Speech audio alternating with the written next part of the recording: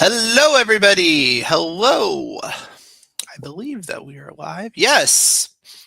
Welcome everybody to our presentation today. I know that a lot of you are wanting to better yourself as an author. And of course, one of the most important ways of doing that is by receiving feedback. But as you probably are aware, getting feedback can be difficult. In fact, it can feel like just this onslaught staring into the eye of the hurricane. So I thought we would have some fun today with sort of a weather theme in talking about preparing for the feedback storm. How do we prepare ourselves as authors to receive feedback, to utilize it well, not just let ourselves be blown over by it, discouraged by it, but really use it for the proper tool that it is?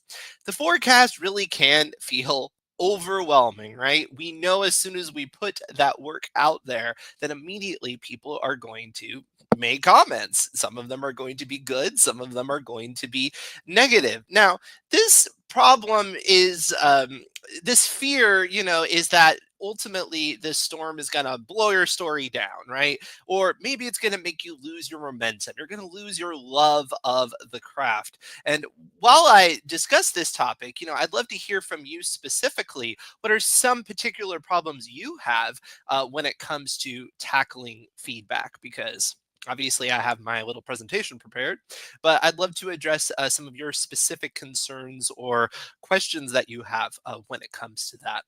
But the thing is that this fear isn't something so terrible.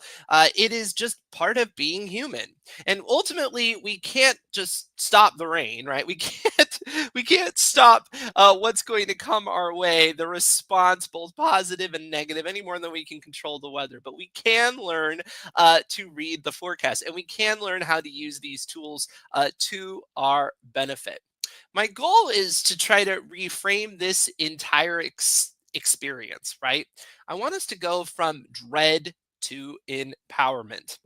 I mean, it's not a surprise that we dread putting our work out there because our manuscript isn't just a collection of words. It's our thoughts, it's our emotions, it's countless hours of labor, and it's a bit of ourselves that we're putting out there. And it can feel like the writer ourselves, we are getting judged as being flawed or incompetent, and this can go way back. I mean, how long have you had these stories floating around in your mind? Maybe they've been around your childhood, or maybe this has been something you've been working on for quite some time. So you've got a lot you're putting on the line when you put your work out there. So it's only natural that you're going to have this concern. And the paradox is what is needed is what scares us. Without feedback, we're really not going to grow as an artist. We're going to become so insulated in our own head that we're not going to become better. All we're going to do is continue to be in our little old echo chamber and treading our wheels, right? So let's rethink things, right? The creative mind under pressure is a dangerous thing. On one hand, it's wonderful that under like deadlines we can achieve such wonderful things, right? Sometimes constraints are wonderful things. It was like Robert Frost that said writing a poetry without meter is like playing tennis without a net, right? Constraints can sometimes really free us. But on the other hand, the constraints of audience expectation can be scary because, again, we're trying to be creative, we're trying to be interesting, we're trying to change the world in our own little way, right? Put something out there that's going to make people rethink things or even be entertained in a unique way. And yet we are under pressure to essentially do that, entertain them, right? And with that comes certain expectations and certain guidelines and certain ways of thinking that we have to address. Now, ultimately, there are different stages of processing this sort of feedback. And if these stages seem a little bit familiar, it's almost similar to like the stages of grief, right? Because this is a major thing that you're doing when you put your work out there. Often, when you get critical feedback, right? The first stage is going to be some sort of denial or anger. It's going to be something like, well, that's not true. My work is amazing. Or who are you to tell me something like this? Or something like that, particularly if you're very defensive, right? Or it could even go internal. You get that negative feedback and you start to think, well, I just am not that good. I'm a horrible writer. I'm the worst thing ever, and things like that. Now, if you get past that initial stage, you will begin to rationalize. You'll begin to say, okay, well, why do they feel that way? Why did I achieve that response, right? Why are they reacting in that way? And then finally, we can move to something like productive action. Now, it's my goal with this that we can hopefully try to steer past that denial or anger stage, or at least manage it better. I don't think it's ever going to totally go away. I mean, I can tell you, as somebody who puts out work, as a content creator, there's all kinds of reactions to what I put out. Sometimes it's really great and it hits the nail on the head, and sometimes it's not the response I'm looking for. And I have to go through the same stages as everybody else, right? Why didn't it work? What's going on? Who's to blame? And things like that. But with some different ways of thinking about it, I think we can manage through these stages in a more elegant way that actually benefits everyone.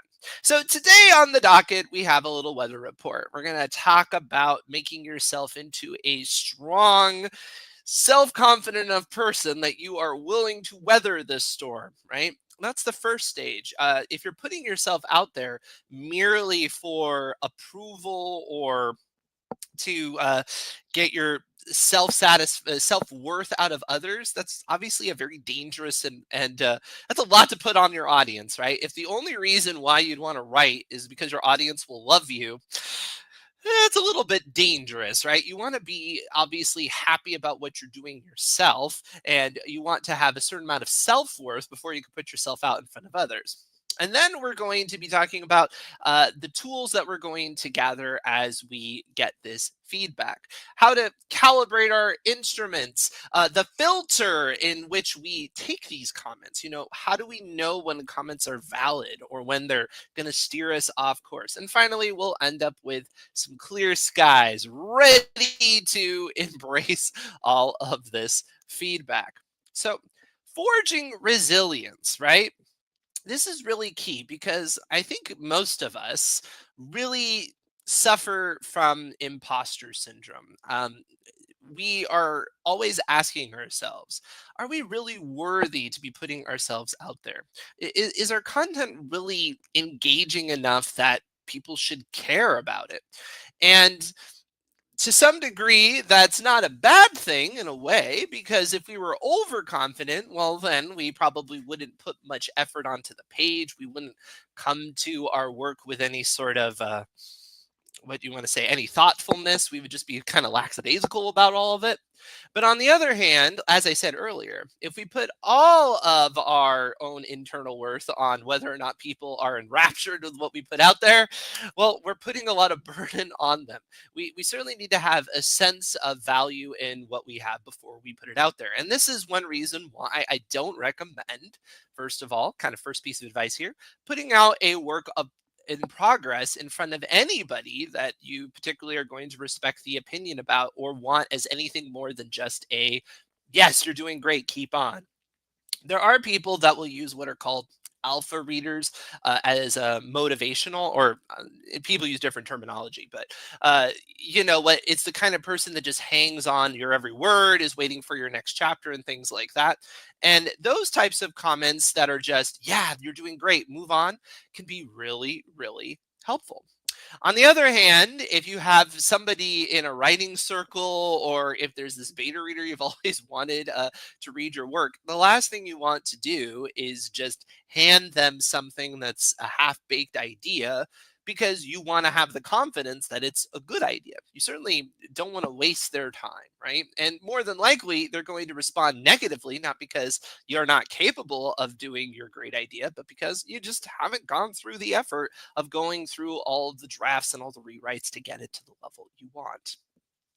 Ultimately, though, resilience means a change in your thinking. We really want to go from what's sometimes called a fixed mindset into a growth mindset. The fixed mindset often says, you know what, the reason why people don't like me is because I'm just not a good writer. Wasn't born with it. I don't have that talent. Other people can just like roll out of bed. Some famous bestseller author, fill them in here. They can just roll out of bed and they're amazing. And I think a lot of us realize that, of course, that isn't true. They spend a lot of effort doing getting better at their craft and refining things, and they have decades of experience on us often, and things like that. But it can feel like just you have it or you don't. Now, I'm not saying there's nothing about talent, right? But there is a wisdom to the fact that, just like anything else, practice makes perfect, as they say. They talk about, you have to write 1 million words before you write anything worth reading. I don't think that exact number is quite valid, and don't be scared by that exact number. But there is a truth to that, right? And when people are judging what you're writing, remember that they are judging what they are writing. They're not necessarily judging whether or not you could ever be a good writer, or if the work itself could even ever be good. It's not hitting them in its current form, right? And so there's something to work on. But it's not a throw the baby out with the bathwater sort of situation that people often make it, right? uh, People will be sitting there in judgment, but again, it's think of it as trying to make you a better author. What do they have to say about the work that I can actually be actionable about? And we're going to get to that a little bit later when it comes to filtering. But try to distance yourself from the work as much as you can in terms of it being personal. Now, I know people, when they make criticisms about work, often do get very personal, like what were they thinking, or they're whatever, they obviously don't know what they're doing and things like that. But the truth of the matter is they don't know what you were thinking. They don't know. They don't know any of that. They're just looking at the work. And so distance yourself from the work. And remember, this is a judgment on the work. This is a judgment on your current skill level, not ultimately what you can be. And there is the 24-hour rule. This is just kind of good advice in general when anybody ever tells you anything super controversial. You're like, what? Sit on it, sleep on it, let it simmer a little bit. It could be that after all that, you're like, no, that person's ridiculous. Like, what are they thinking? But it also could be that your just initial reaction was so flabbergasted that you didn't really know how to react. And again, you kind of have that fight or flight, or you have that instant, oh, like they're knocking it all down and whatnot. Now, as we're going to get into later when it comes to filter, it could be they're trying to knock it all down, in which case, yeah, we're going to ignore it. But I do like the 24-hour rule, particularly if you're getting some pretty negative criticism. There's some general rules of thumb when it comes to receiving feedback. As soon as the feedback arrives, it's always good to acknowledge the fact that somebody did it. Right? Even if it's not very nice, we certainly want to be grateful for receiving the feedback. You also want to read through it. And your goal at first is not to try to get all your hackles up and try to defend yourself and defend the fortress against the barbarians from the outside, right? It is to just absorb it, just read through it, figure out what it is that they even said. And you can expect this rush of emotions. It's probably going to be pretty negative or positive. If they love it, great. If they hate it, great. We're going to experience that. But we're then going to walk away, right? That's the 24 hours. We're going to walk away. We're not going to immediately jump to any conclusions, determine that we've got to burn the manuscript. We'll never write again. None of this. We're going to just take a moment and process. And then we're going to return to the feedback with objectivity. We're going to look at it now, not with just that initial, what were they thinking kind of reaction, but we're going, or even, wow, they love it, I'm the most amazing writer ever, right? Even then, you want to come back to it because you really want to figure out, okay, what did they get out of it, right? What are they even telling me? If they're just saying it's amazing, it's amazing, amazing, and they're not giving me anything concrete to go off of, that's not super helpful feedback either. That's not, I mean, it's nice from an ego boost standpoint, right? But it's not necessarily going to make you a better artist, or it's even going to tell you like what you did right so you can try to do it again. All right. So now that we have the right mindset, now it's time to assembling our readers, our weather stations, so to speak, the kind of people that are going to give us the proper feedback. It is important that you give your book to the right readers at the right time. You don't want to just scatter it to whoever will read it necessarily, depending on what type of feedback you want, where you are in the writing process, etc. There are differences between some of these different terms for different roles that people have in terms of reading. So, critique partners often are people that are just there for you as you write through the work. They can often be like a fellow writer, and it tends to be reciprocal. You're kind of reading while they're reading and things like that, or reading while they're writing, and so on and so forth. This tends to be a little bit more casual. It can be a little bit more cheerleader, although often you still want, good criticism and things like that if you're going off the rails. But often these people know how they could completely derail you by just throwing so much negativity or questioning so much that you lose track of it all, right? Now, beta readers are not even necessarily writers, unlike critique partners. Critique partners are almost always fellow writers. Um, they are people who just like to read. Maybe they are fellow writers, and often they are, because those are the type of people that would be interested in reading a work in progress or something that isn't published, or things, or a new writer or something like that. But often it's helpful to get reads from beta readers who are not writers. And why is this? Well, writers like to write. I know, shocking, right? No, but writers like to write, which means they have a tendency to jump on your ideas and try to write them themselves, which means it's a great book, but it's a different book. It's not the book you want to read. So often it's helpful to get the opinions of beta readers who are not readers or not writers for that reason. There's also sensitivity readers. So sensitivity readers are people that read specifically because you are concerned about different things that are generally outside your lived experience. So things like race or gender or sexual orientation, religion, or specific traumas. You're actually, it's a little bit, it is quite specific. You're looking for something where you're trying to get feedback because you're worried about offending somebody or something like that. Developmental editors are paid professionals typically that actually will do a deep structural analysis of your manuscript. So this could be done either before or after beta readers. It depends on your process. Often it's better to do before, because what they're employed to do are look for things like story structure problems, plot holes, etc. Now, sometimes you don't know about these problems, and you have to pay for developmental editors, so you don't necessarily want to worry about it unless beta readers bring it up or you get a lot of feedback and you don't really know how to fix it.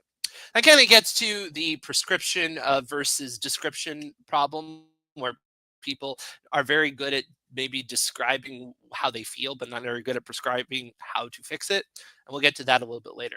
And finally, we have literary agents. Yes, these are the last people you want to submit to, right? Or you could even fill this in. I know in the self-publishing world, there's more than this, because a lot of people, do this themselves. So this would be any sort of signal booster, even somebody who's going to be promoting your book on a podcast or something like that. These, of course, are the last people you want to talk to. And at this point, it's not even so much feedback as in, is it good or is it not? It's more of, does it fit your business model, right? Will you signal boost me? Will you give me a leg up? Am I appealing to the audience that you appeal to? Can we make a business arrangement? So it's a very different sort of thing. And of course, by then you should have a very polished, finished product. And if it's not a good fit, it is purely a business problem. It is not necessarily a quality or certainly not a personal problem.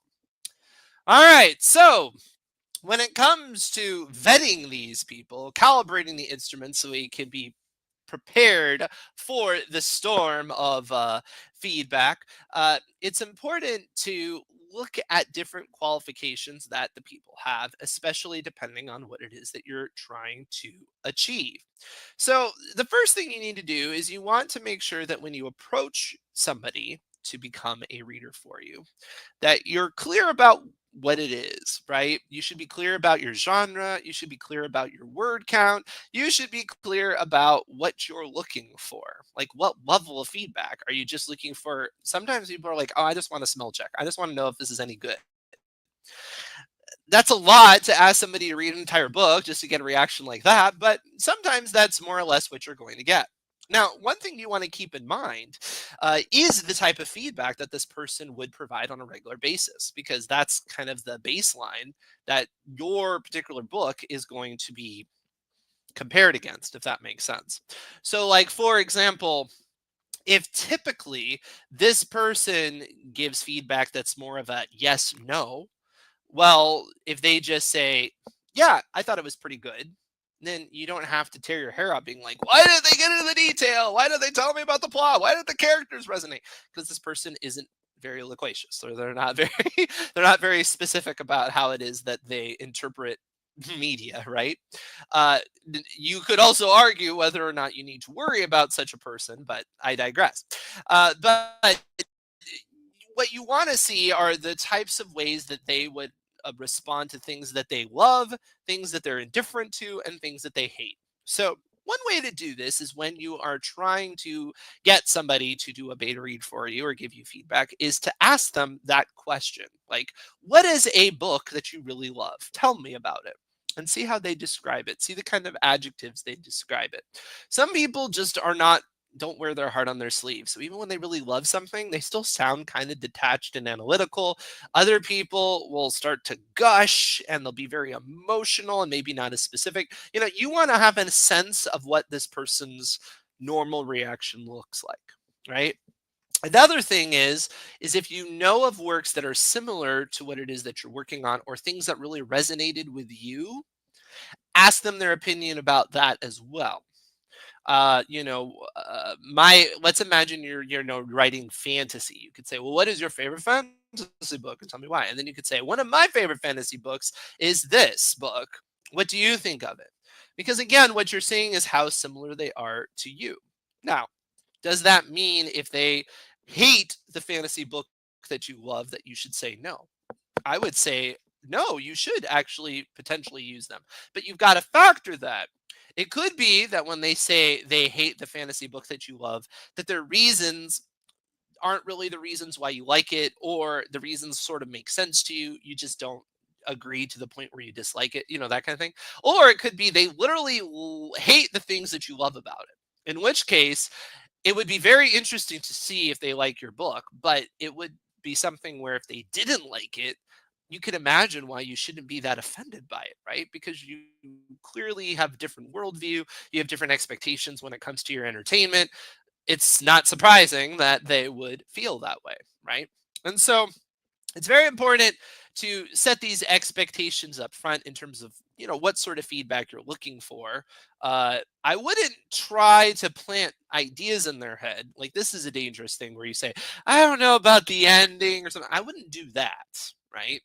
Because then they're going to be looking for problems, right? But I would say you can be general about it. You could say, I'm really curious about the characters. I'm really interested in the world building.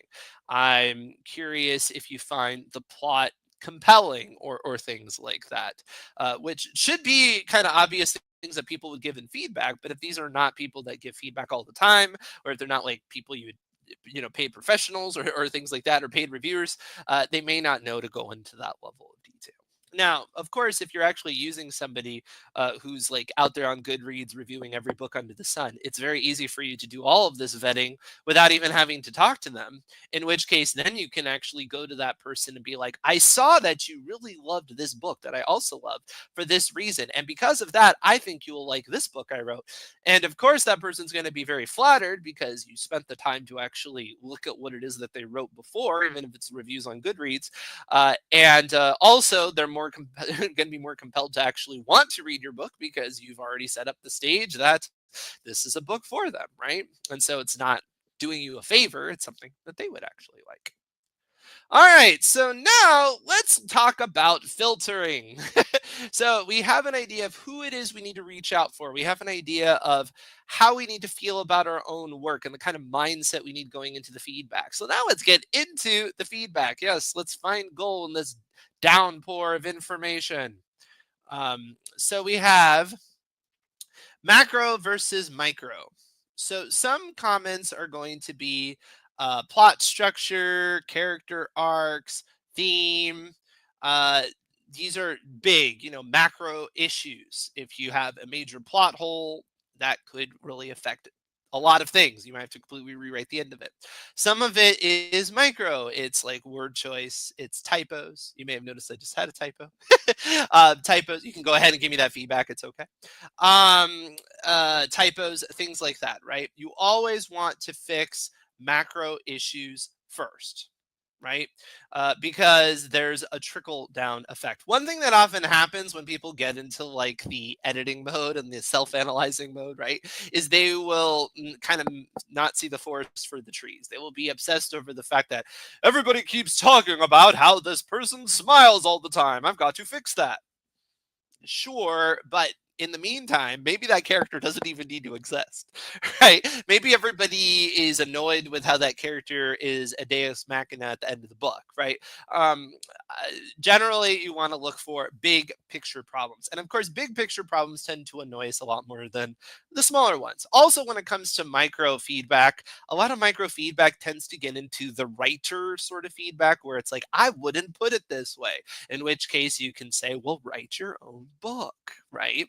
I know that you wouldn't have that person smile that way, or you wouldn't find that one specific joke funny or something like that. But yeah, those are ones that are a little bit easier to just be like, "Meh, whatever, right? There's also actionable versus non actionable feedback. Now, people won't necessarily give it to you in a form that is actionable, right? They might say, your characters are flat. I mean, that's pretty actionable, but that's not that specific. If it's something more like, I don't understand why the main character does what they do, that's a lot more actionable, right? And then you're like, okay, motivation is not very clear. Non actionable is more like, I just didn't like the characters very much, or it just wasn't very interesting. That's very difficult to figure out why, right? And they may not even know why. Now, if they, this is one thing. Getting back to the vetting, you need to know whether or not this is the type of person that generally doesn't know why or does. And I'm not saying you can't give your work to people who aren't clear about the why, because that's fine. Some people are really great at giving feedback and are great at telling you like what it, as like a focus group, what the audience generally would like, and are awful at explaining why they have the response they do. All they can tell you is really well how they have a response or not, right? However, you might pull your hair out being like, why don't you know? Why can't you tell me? And they have no idea. So you really want to look into, can they tell me? Are they the type of person that typically is able to give that feedback or not? And if not, then it does kind of come into non-actionable feedback. In other words, there's not much you can actually do about it, because maybe you can tear your hair out, but if it's something so vague as just I didn't get into it, well, you obviously got into it because you wrote the thing. So how are you going to be able to deal with that? And so you sort of have to discount it, and push it away. There's also aligning with your vision versus deviating from your vision, right? Uh, is this feedback actually going to fundamentally change what it is you were trying to write? Now, it could be that fundamentally a different story would do better with an audience or have a wider audience or isn't going against the grain, isn't so subversive, is closer to the blah, blah, blah. But that wasn't what you chose. And you have to ask yourself, well, am I fundamentally trying to change the vision of what the book is trying to be? I wanted a funny book, and everybody's telling me it needs to be more serious. I wanted a serious book, and everybody's telling me to bring on the yucks, right? They're like, oh, that part was so funny. Make it all funny. You'll notice this is a common thing that can happen when you get feedback from people, um, like big fan groups and things like that. An example I can think of, although maybe this isn't the perfect example, is the latest sequel trilogy of Star Wars, right? One of the biggest problems that people have with it, ultimately, in my opinion, this is my hot take, is that it doesn't really have a vision. it's very all over the place. The first one was very similar to the older movies and almost redundant, and then the second one was quite unexpected and experimental and went against the grain of audience expectations, and then the third one sort of went another direction, right? And I think one of the reasons why this kept happening is because they kept listening to the feedback. They got, after the seventh movie, they're like, "Oh, this is too similar," and then the eighth movie, they're like, "No, this is too weird," and then the ninth, um, instead of sticking to some sort of vision. If they would have had a vision from the beginning, that was, I'm not saying it would have necessarily been more successful, well, actually, I am saying it would necessarily have been more successful, at least in terms of an artistic work. I don't know about financially more successful or get a bigger audience, but it wouldn't be. I mean, most people think of the latest trilogy as a bit of an artistic mess because it doesn't really have a standard vision. And so you don't want it to become that with your own book. You don't want to start out going like, yes, I'm going to reverse the tropes. And then everyone's like, no, don't do that. Well, it's a different book now. Do you really want to do that? Do you want to stick with the tropes as they are because the audience is upset? It's something to keep in mind for sure. Actually, I'm going to stick on this for 1 second because I do want to give an example of compromise. So the movie Get Out, it's a horror movie, and it had an ending where the main character did not succeed. The main character was became a victim and was arrested because of things that happened in the movie. If you've never seen the movie, the person ends up in a very peculiar situation, ends up doing a lot of things in self defense to get out that would be incredibly hard to prove otherwise because of how paranormal and otherworldly it is. And so when the police would show up, the idea is like, yeah, nobody would believe their crazy story as to justify all the things that they did along the way. And the original ending was no, they didn't. And the person ended up in jail. And that aligned with the director's vision of social commentary and police and justice and things like that. However, the audience couldn't stand it. It did not survey well at all, to the point where the studio or the director, I'm not sure who made the ultimate decision, said, no, we need to actually give the audience what they wanted. And that's a victory. But he was able to split the difference. And so in the actual ending of the movie, somebody shows up that you think is the police, and it turns out it isn't. And because the person shows up and you think is police, you immediately have that aha, oh no, this is not going to go well. Nobody's going to believe him. It's going to be horrible consequences. And then the movie pulls back from it and gives you a happy ending, so to speak. Now you could say, well, that completely killed the vision. But the director said no, because it still allowed the audience to have that moment of what would be the implications, originally.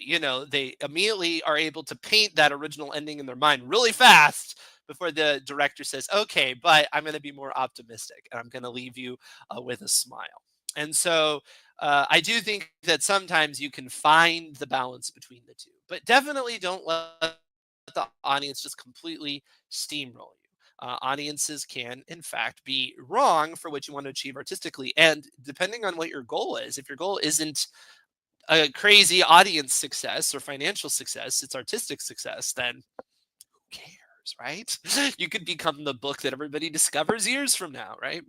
That's fine. It's always important that people are diagnosing the problem and they're not providing a prescription for you. Or you can at least say, if the prescription doesn't make sense, you can go back to what they said the problem was. It's not uncommon that people are like, you should do this because of this problem. And the you should do this doesn't make sense. It would destroy the vision of your book. And it's really stupid sounding.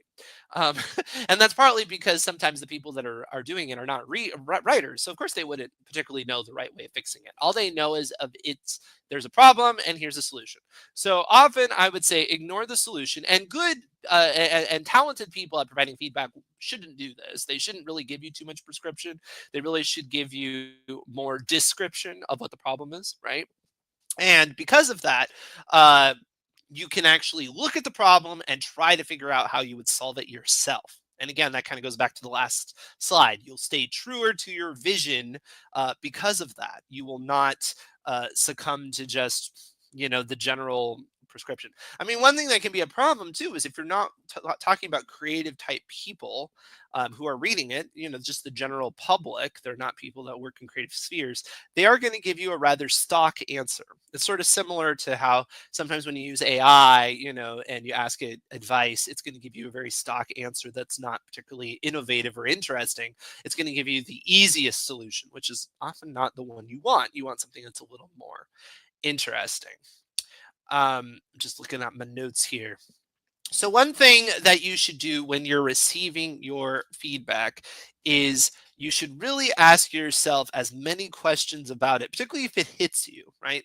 Remember, we had the 24-hour rule. So you step back and you're like, oh, that's crazy. And then you go back, you're like, okay, wait, now I'm seeing something here. Now you want to ask yourself a bunch of questions for it. So there's the concept of the 5 whys. And what it is you just keep asking yourself why and you keep going deeper.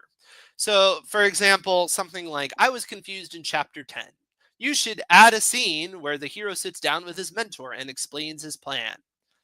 And you could be like, well, I don't want a scene like that. That's a terrible prescription. But we still have the problem. They were confused in chapter 10. So what do? We ask, okay, so why did they suggest this? Well, they felt confused. Why were they confused?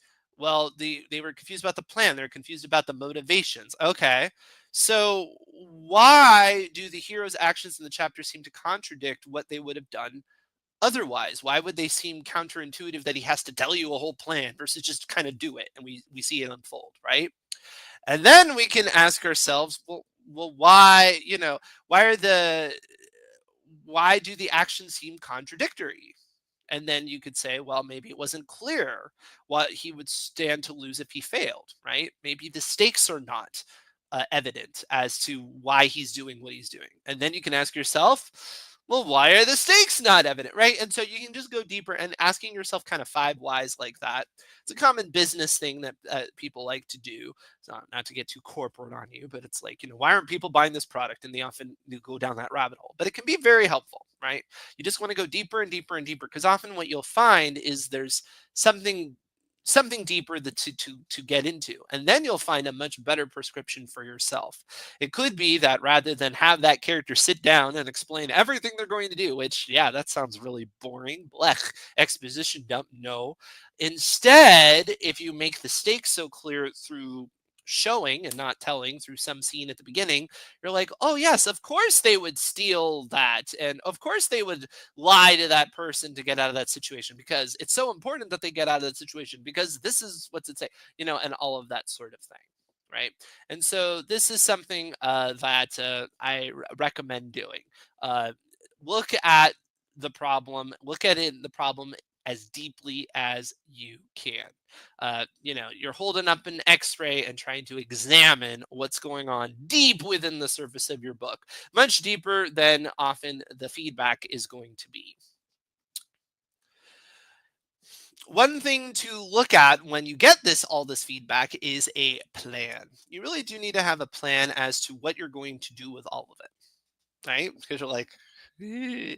So what I would suggest is in the revision process is to give yourself a couple of steps. Now, this is not the only way of doing it, but this is just kind of a clean way of thinking about it. The first one are those macro problems. It's something like plot holes and character arcs and major story beats, things that make the book seem broken, people are really confused by. Like, the number one rule of writing is not to confuse your audience, unless you're deliberately trying to, right?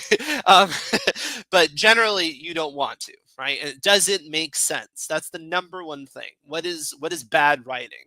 Writing that doesn't make sense is the most objective answer to that. Beyond subjective, does it sound nice, is it moving, or things like that, right? And that gets to the second part, which is now we're going to do something like a character emotional read. So first is the logical, does it actually make sense, can I track it, did I make any errors that people are like, where did that sword come from, or something like that. And then we're going to look at, did we land the emotional beats well? Are the moments earned? If you're constantly getting feedback of people being like, it was good, but I just didn't really get into it. All right, what can we do to turn up the temperature? What can we do to make the characters stronger? And then we're going to look at more of pacing and scenes and things like that, because we're going to go more kind of out from the broader spectrum more to the smaller spectrum here. And now we're looking at specific scenes that feel dragged or rushed. So this is where the feedback would come in of that scene was really boring. You can start to look at that. Or maybe this one character isn't very interesting. Do we even, do we want that character in those scenes or things like that? And then finally we get to prose, polishing the prose, making the word choice matter. It's not like this isn't important. Of course it is, right? And in the telling of the story can be everything. There are people that are amazing at telling you about a trip to the grocery store, and they make it super captivating just with their word choice. So I'm not saying this isn't important to save it for last for that reason, but the problem is again, if you try to polish it before you get to this point, you could be polishing a car and it turns out you really have a submarine. So I think at this point, we should have some clear skies ahead, right? Because if we're able to build that resilient sense of self, if we are able to put our work out to the proper people, get an idea of what sort of feedback we're going to get, and then filter that feedback in the most effective manner, well, we will have a strong manuscript. The feedback storm will clear, and we'll start to see a brilliant new horizon. Now, that being said, building a manuscript and getting feedback is, of course, really challenging, particularly because one of the biggest issues is where do I actually get all this feedback from? And so, something that we've worked on here at Plotter is Story Snap. So I'm going to show you around Story Snap because Story Snap is opportunity to actually get feedback, but this feedback is from our computer system, and it's actually tailored specifically for you. Now, this is a newer feature, so you'll have to bear with me here as we look through it, and we'll actually have a full-on demo of it on Monday at noon Eastern, so you can check that out as well. But I thought it would be cool to check it out. Nope, that's StreamYard. Just a minute. I'm going to share my other window. Where is it? There we are. All right, so it's a little bit zoomed out. Let me zoom on in here. Now, basically how this works is you can upload your manuscript. You can actually upload your entire manuscript. You do not have to cut it down. You can upload it as one big file. It is, of course, helpful if your manuscript is separated out into chapters and things like that. It has an organization because the readers will, of course, look at that and they'll be able to tell you things like, this chapter wasn't resonating with me, or this chapter didn't make sense, or things like that. And so that's really helpful. But you don't really have to have any other format besides that. You can just throw your document in. So I have an example of a book that I worked on, which was called Elevated. And my goal was to write something for the young adult audience. In fact, this is a book that is released, it's out there.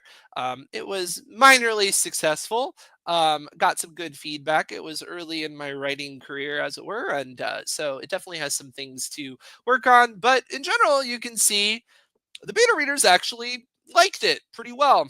Nobody would buy it, and we'll get into why, and I can understand that.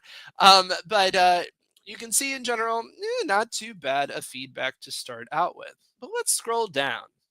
So what's nice about the way this works is as soon as you upload your document, you get to tell it what is your target audience, or you can leave it blank and it'll determine what your target audience is based on your book. It actually analyzes it. And what it does is it gives you authors that or readers, excuse me, that are in your target audience. It gives you one that are not in your target audience. It gives you one that's more of a developmental editor sort of mindset. It gives you a variety of opinions. And so we can easily just go through these summaries we can go into detail in a minute, but we can go through these summaries and we can get an idea of what's the overall thought. So this person named Eleanor Ellie Vance, and if I want to know more about her, I could click on her and I could find out more about her. Apparently, she's a 28-year-old, born in Minneapolis, now lives in Chicago as a marketing assistant. Like, it creates a whole backstory for your readers. And the reason why we do this in the simulation is to give it a sense of what a real reader would be like, right? And so what it says is the beta reader enjoyed the character driven story and found the premise intriguing, but noticed pacing issues, confusing plot points, and underdeveloped characters. Totally fair. I would say the same thing. Of course, this was my first book I ever wrote, so that's not really a surprise, right? This beta reader enjoyed the overall stories, but found the plot engaging, but suggests improvements to pacing. So we see pacing again, character development again, and clarity again. I will tell you one of the pieces of feedback that I did consistently get from the actual beta readers that I gave it to was very similar. Some of it kind of dragged for them, and they were confused by certain plot developments that happened towards the end. But what's interesting is that this person specifically said, they found the themes very interesting, and all of that. So, it's a mix of different things. Oh, and by the way, if there is something you find actionable, you can always highlight it, and then you can click on Save to Actionable Items, and that will store it for you. So you don't have to remember all the different things that resonated. Again, I would say, just like I was saying earlier, when you look at one of these full reports, you really would want to give yourself time to react. You don't want to just jump on it and be like, the system is wrong. What do these, simulated readers know anyway? What are they thinking? I would give it a moment and take a break, and then let it sit with you, and then come back and see what it is. And one thing too is, if you see a consistent response in the different simulated people, well, that's probably telling you something, right? Because why in the world would they all come to the same conclusion? All right.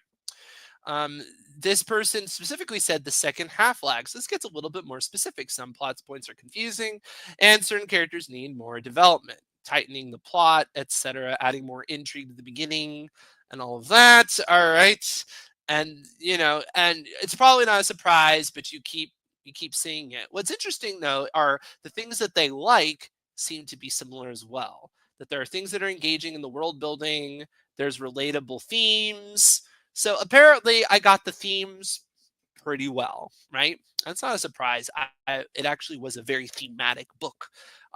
In some ways, more so than I don't want to say incoherent plot or something like that. I'm not going to be that mean to myself, but there's certainly some issues with the plot. So I understand that. But the fact that I landed the themes, obviously, that's encouraging, and that's great. So we can actually go down and it'll give us some action items. So unlike us, where we would have to read through and figure out, like, what do we take out of this? The nice thing about StorySnap is it actually gives you some suggestions as to what you should do with the feedback versus, just give you the feedback, which is really cool. So we have tightening the middle section, clarifying motivations, give Jax a purpose, strengthen, increase impact, and things like that. And what you also notice is that this isn't so specific as, like, add a exposition dump in chapter 8. Of course, I wouldn't say that, but add this conversation. It's broader than that. It is trying to get to those five whys and what would be at the depth of those five whys versus staying on the surface level. Even here where it says, reduce repetitive discussions in chapters 8 and whatever, that's still quite broad. Foreshadow his original plan. There are so many different ways that I could do that. It's not, have him sit down and have a conversation. So there we are. But let's actually go into one of these and see what the full report would look like. So this is Eleanor Ellie Vance, and this is the person that is specifically exact match. So they're the type of person that would really like my book. What's interesting too is it tells me the books they would really like. It also tells me the books that they really wouldn't like. And it's not surprised they wouldn't like American Psycho, because yes, that's totally not the vibe of this book. This book is way more optimistic. It's not so cynical and dark. So we're on the right track here, right? So we have different things like uh, Well, let me go down here, and I'm going to say, what was your overall impression, just to give you an idea of how this reads. Overall, I enjoyed Elevation Day. The premise of society shaped by GMO technology is super interesting, and Rose is a compelling protagonist. I instantly connected with her feelings of rebellion and uncertainty. The story definitely has a cozy, character-driven feel I gravitate towards. I was immediately pulled into the world and felt invested in Rose's journey, even with some heavy themes. I want to see how she grapples with this brave new world. So we deliberately made it sound conversational. We didn't want this to sound like some, erudite hoity-toity thing. Although when we get to Professor Lisa Ainsworth, it might sound a little bit more like that because they're trying to sound more like a professor, a very analytical sort of literary person. But a lot of the characters, the virtual characters, are not going to sound like that. They're going to sound like somebody just having a conversation with you and things like that. Yeah, absolutely. It is really really cool, and it is in fact live. So if you already have a StorySnap account, you can in fact use it. If you are interested in using it, I actually have. I might as well jump to that now and not hold off on you here. There actually is a link.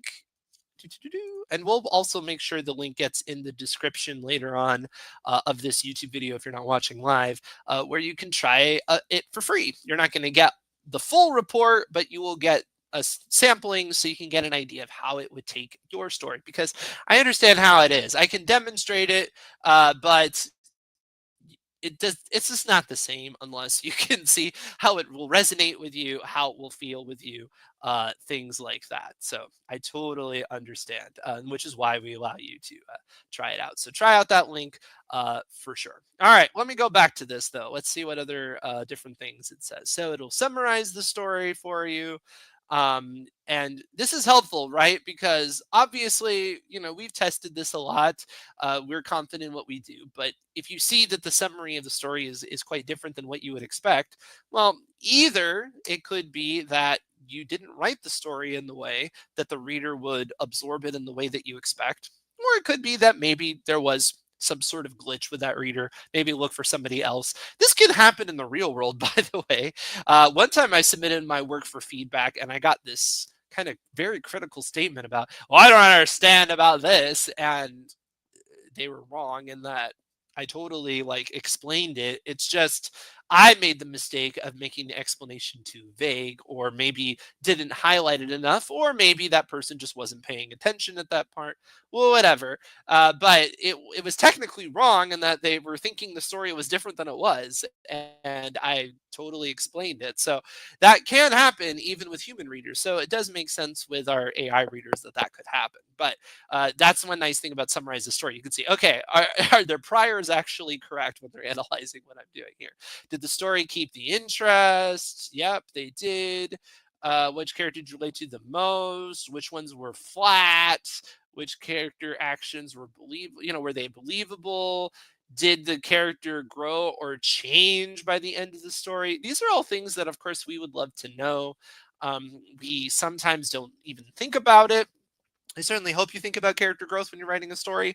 But it's great to see, like what somebody might think. Yes, they did, or no, they're flat. And again, just because they say no, they're flat doesn't necessarily mean that they are flat, but it could make you concerned, right? It could be worth looking into because why would somebody have that reaction, particularly if you get it over and over again, which is why we give you the 5 beta readers. We're not assuming just one perspective is going to be authentic, right? Uh, so we have the ending, what's going on, resolution, tone, conflict, clarity of plot. There's there's a sudden turn, and this is correct. It does seem maybe kind of strange. Another change, another twist. I don't necessarily know if I really did that great of a twist in this one for sure, and things like that. Pacing is a bit slow at the beginning. That's a common problem for writers. To some degree, I wanted it to be a slow burn, so I don't know how much of that is like me just making bad choices for whatever you want to say, commercial, or like or whatever, or if I'm literally making a mistake. I don't know. It doesn't read that slow to me, but you know, it is what it is. What do you think of the world? How is the dialogue? What do you think of theme? You can see it's a lot to go through, right? Which is one reason why we give you those summaries, is because this is fairly dense, especially considering you're going to get 5 of them, right? So it's a lot of feedback to go through, all in just one click. You don't have to keep, you could try to do some of this on your own by maybe like prompting something, but you would have to go in there, you'd have to upload the file, you'd have to prompt all these different questions. This is going to save you so much time, and it's all in one little spot, and you don't have to worry about having any other subscriptions to anything else or anything like that. It is a one-stop shop for you there as well. And I do love the end where it just straight up roasts the book, which is just fun. It's fun and snarky, and maybe you're not the type of person to enjoy that, but I love a good roast. In fact, I love the roast that this provides so much that later on this channel, we're going to have it roast some classics, and we're going to have some fun with it. Not because the classics are bad, but just because, I don't know, roasts are fun. Let me see if I could find something, that they have in this roast. But they're like, you're 16, angsty, and totally not like the other girls, right? We get it. You spent so much time protesting that you won't get zapped. You might as well be wearing a T-shirt with that slogan. It's true. It's a repetitive sort of thing. It could get annoying. Mr. Roberts, talk about a cardboard cutout. He's the stepdad we're supposed to hate, but he's so comically awful because he becomes almost enduring. Almost. It's a bit much, really. Yeah, fair. I mean, these are the same sort of things that you would do if you're roasting most young adults. So the fact that even here, the fact that it's pointing out some of these things, like it's really over the top, that this person keeps uh, repeating themselves and things like that.